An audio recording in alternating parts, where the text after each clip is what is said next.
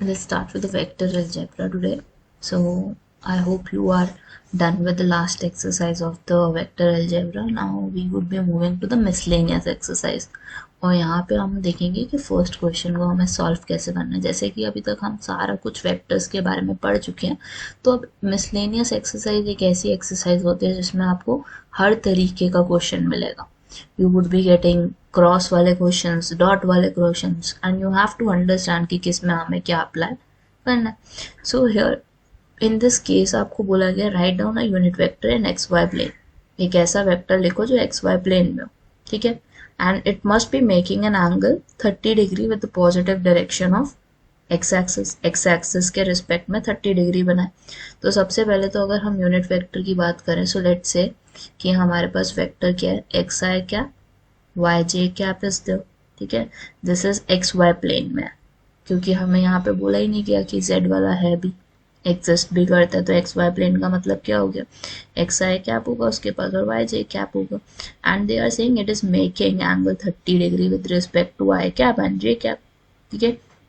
So first of all angle with X axis की बात करें तो हमारे पास क्या है, A vector dot B vector is there, और हमें पता है क्या होता है इसका answer, A magnitude B magnitude is there और cos theta would be there.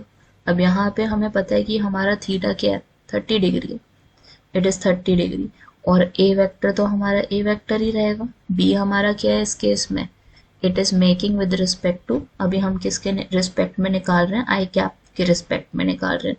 तो सेकेंड हमारा क्या हो जाएगा, ए डॉट बी वेक्टर को क्या लोगे, I cap, because I am finding angle with X axis. किसके रिस्पेक्ट में निकालने की कोशिश कर रहे हैं, एक्स एक्सिस के रिस्पेक्ट में निकालने की कोशिश कर रहे हैं.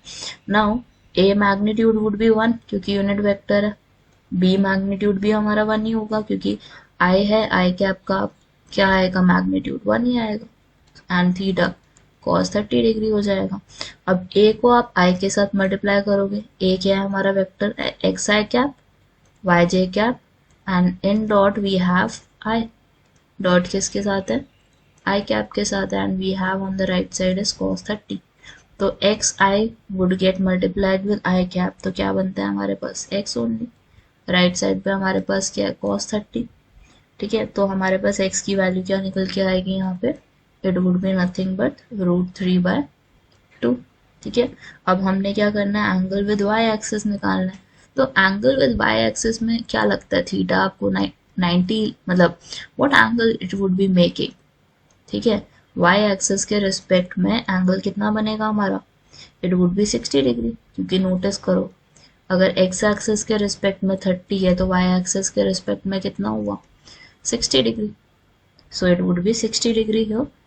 Same formula would be used, a dot b vector is there, a magnitude is there, b magnitude is there, and then you have is cos theta on the right hand side. अब a की जगह आपने क्या place करना है, x आई क्या y j क्या, b की जगह आपने क्या प्लेस करना है, j क्या. a का मैग्नीट्यूड इज 1, b का magnitude we have is 1 only, क्योंकि j कैप का मैग्नीट्यूड निकालोगे तो 1 ही आएगा, and cos 60 on the right hand side. अब cos 60 की value we know as half, right side हमारी हाफ है, और y j cap dot j cap करोगे तो वैल्यू क्या आएगी आपकी, y would be there.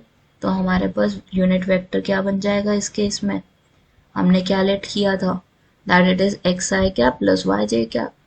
So a vector is nothing but x की वैल्यू पुट करी √3/2 वाई कैप, y की जगह क्या पुट करोगे, half j cap is there. So this would be your answer for the first part.